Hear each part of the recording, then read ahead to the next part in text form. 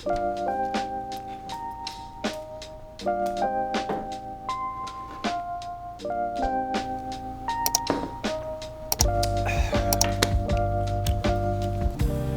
everybody and welcome back to the internet. My name's Kyle and today we're going to be talking about a very special topic, one that's near and dear to my heart. Really, if it involves music, it's near and dear to my heart. Today's topic is going to be intervals, which you probably already knew by the time you clicked on this video. What is an interval?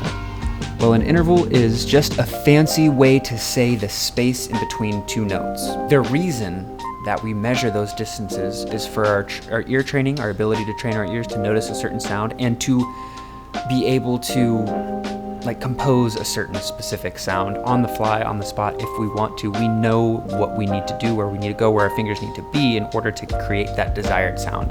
Without any further ado, let's get into the intervals.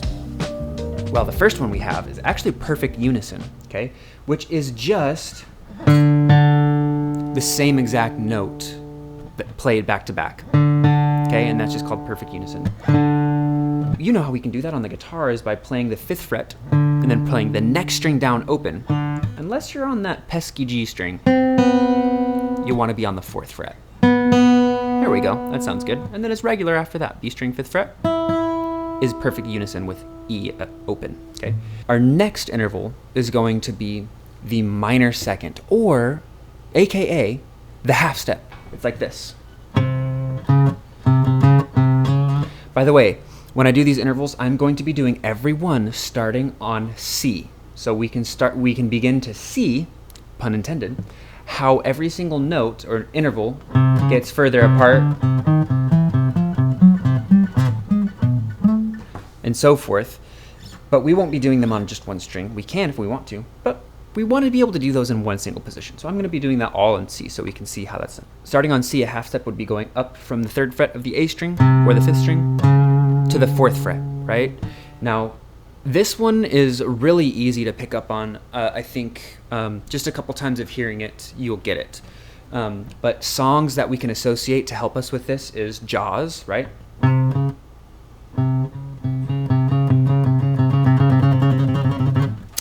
And then the Pink Panther, too.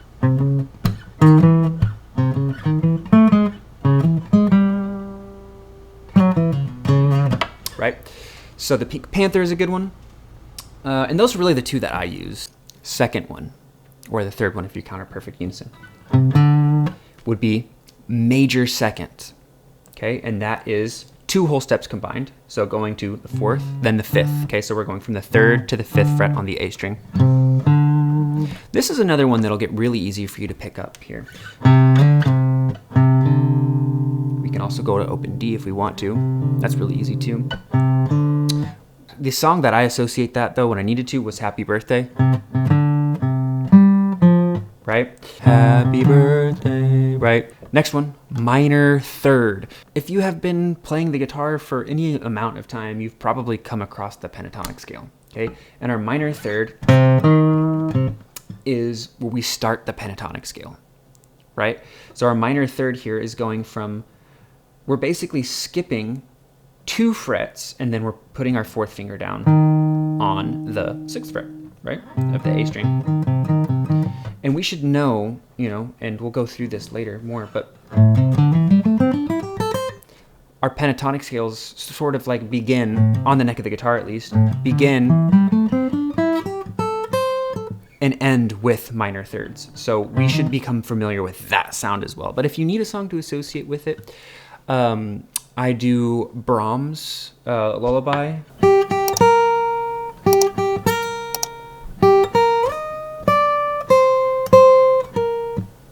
That one everyone knows. That's like in the Looney Tunes, right? But then another one is Green Sleeves, right?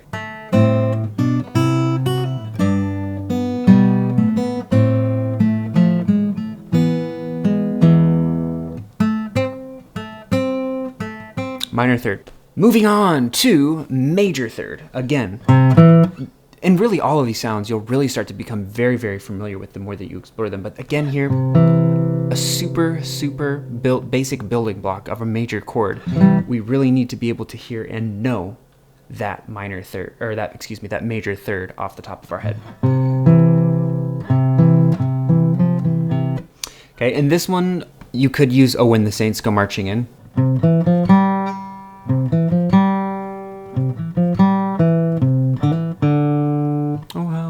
Right? So, that is major third. Again, we really want to become familiar with this one. This is within every single major chord that we have, right?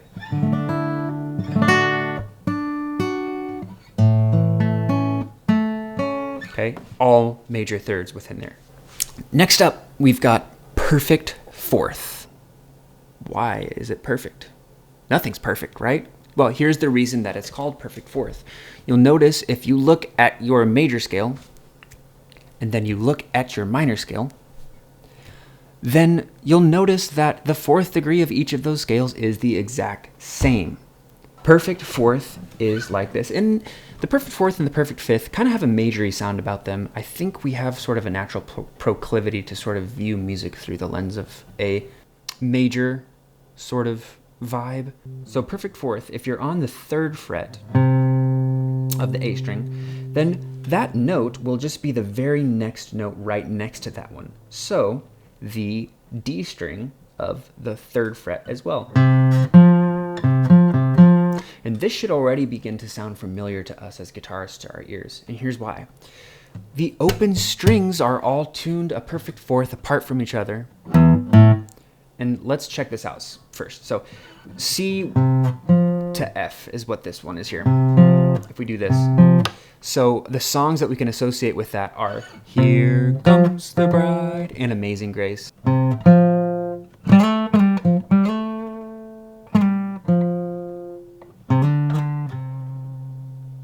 right, so Amazing Grace. Let's use Amazing Grace. Can we hear Amazing Grace from E to A string? I can. Amazing Grace, how sweet. What about A to D? I can.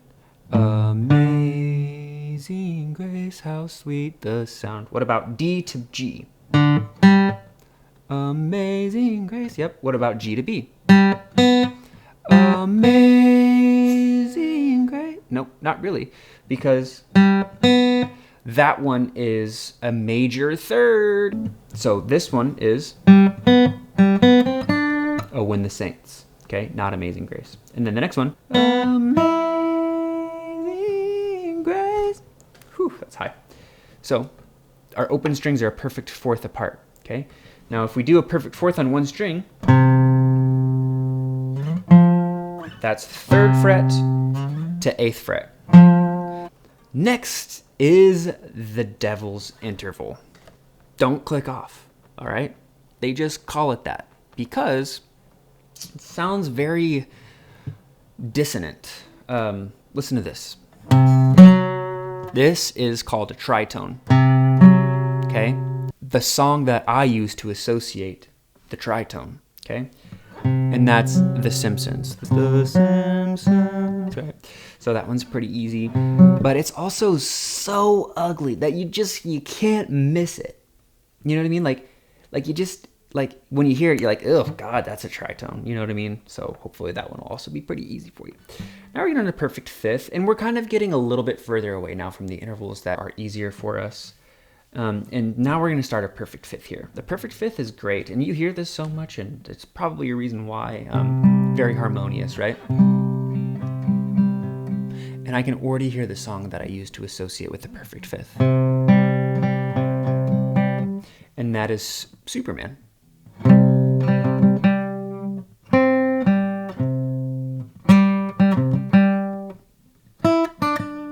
Right? Superman. All right, that's a good one. We also have another one that you might be a little bit more familiar with that we can associate with. Star Wars.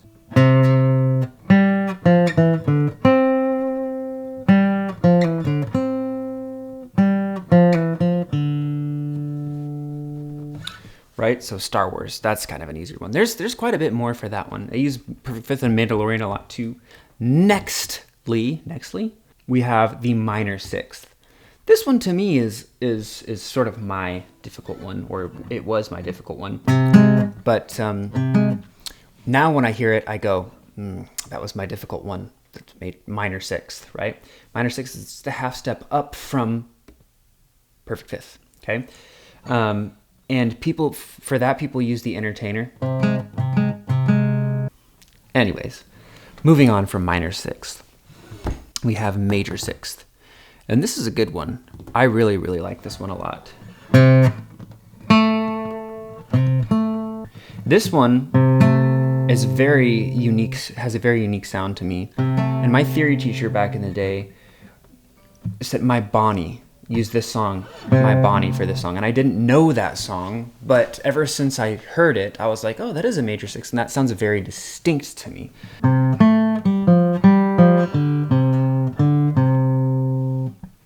That's about the extent of that song that I actually remember for major sixth, excuse me. Let's continue moving on here. Next interval is going to be... Hey, are you liking the video so far? If so, it makes sense to hit like, don't you think? Also, if you've learned something new that you didn't know before, why don't you hit subscribe so we can keep that train going? Back to it. Minor seventh, okay? Minor seventh sounds like this.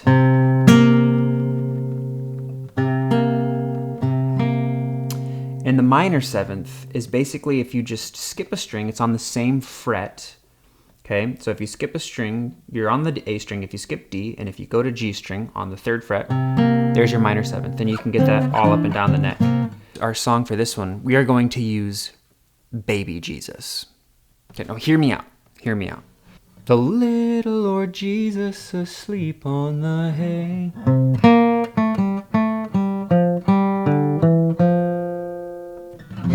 So that's the one that I like to use for that one.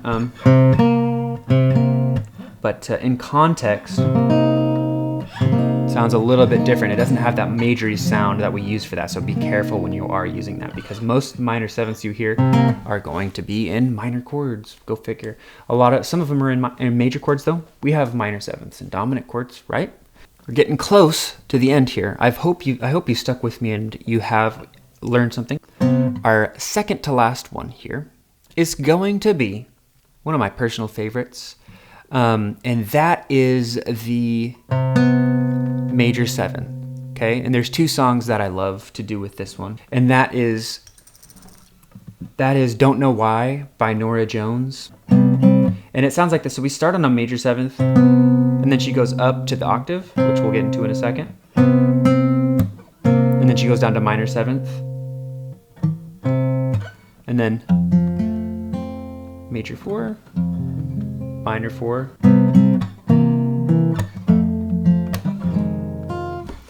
that's about all that song I remember. The second song that you can associate with that song is the Pure Imagination, the song from Willy Wonka and the Chocolate Factory. Come with me and you'll see a world of pure imagination. So, major 7th, okay? It kind of has that dissonant sound to it, so don't get it confused with tritone, okay? Because this is a beautiful dissonance, right? Because those dissonant tones are further apart. But the tritone, not as beautiful, right? But that sound has a nice quality about it, especially when you add more chordal tones in there. Okay, that's what really makes a major 7th chord just so beautiful. Lastly, we've got our octave, okay? Or perfect octave, okay? And this one is 3rd fret of the A string, and then 5th fret of the G string. And this is a pattern that occurs all around the neck of the guitar that you're going to want to remember. For now, we're just going to get used to the sound of it, all right? You can do some really cool things with the octave.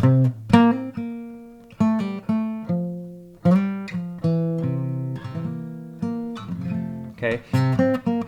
The octave is a really cool way to get up to the next octave and just get away from where you were if you're improvising.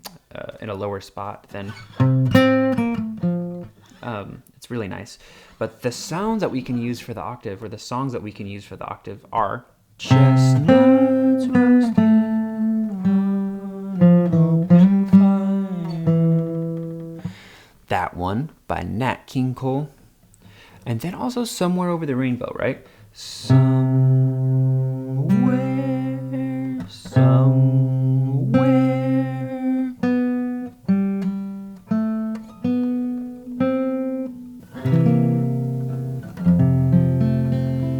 Way up high, right? So Somewhere Over the Rainbow and Chestnuts Roasting on an Open Fire. If it's Christmas, use Chestnuts Roasting on an Open Fire. If it's literally any other time of year, Somewhere Over the Rainbow is always a great song.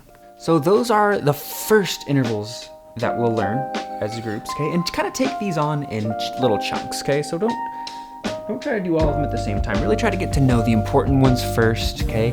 And the more important ones are always going to be the closer ones. It seems that way to me, at least. Let me know what you think in the comments. We had 8 different intervals, and we have 7 days in a week, right? So if you already know one of them, like, you could do one interval every day, and you could just listen for it, you could practice it, you could try to train your ear, you could even make if you have a musical buddy, you could even make it a game with each other, guessing the intervals, playing the intervals for each other. But I did want you to know, stay tuned, because there are extended intervals here. The extended intervals will become more important whenever we hit extended chords, so we know exactly what notes we need to play in order to get these more interesting, sort of jazzy sounding chords. All right, that's about all I've got for today. Again, I would appreciate it if you hit subscribe, and we can keep the learning train going. And if you liked it, hit like. If you made it this far, definitely hit both like and subscribe. Hope you guys have a great day, and I'll see you on the next one.